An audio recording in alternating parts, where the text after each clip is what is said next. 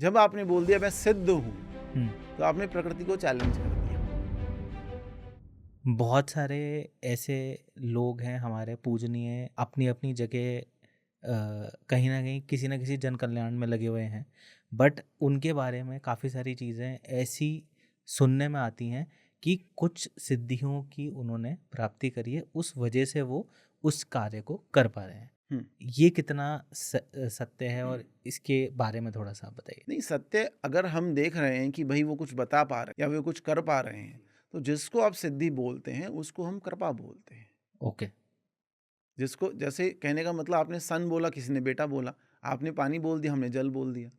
तो जिसको आप सिद्धि बोलते हैं, जैसे आप देखिए शंकर के कितने नाम हैं भगवान शंकर के, पशुपतिनाथ भी वही है, आदि योगी भी वही हैं और मृत्युंजय महादेव भी वही हैं, उन्हीं को हम नागार्जुन बोल देते हैं। महाकाल भी वही हाँ, है। महाकाल, मृत्युंजय महादेव, महाकाल।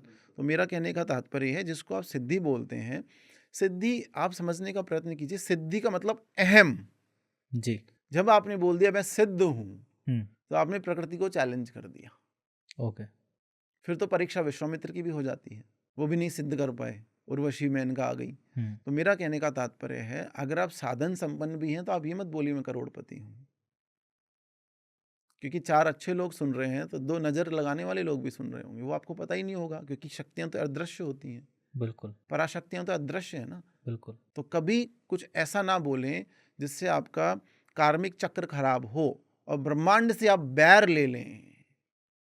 ब्रह्मांड से बैर लेने पर ब्रह्मांड आपके जीवन जीवन में रुकावट उत्पन्न करेगा, फिर उसका सॉल्यूशन नहीं मिलेगा आपको। तो इसलिए आप हमेशा एक चीज़ का ध्यान रखें, आप सिद्ध हैं, ये जग जाहिर करने का विषय नहीं है।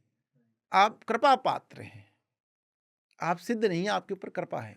कृपा का मतलब ये है, आपने पंचोपचार, दशोपचार पूजन किया, आपने फूल, पुष्प, माला, नैवेद्य, दक्षिणा, प्रदक्षिणा माई को चढ़ाई, माई प्रसन्न होकर मुस्कुरा गई।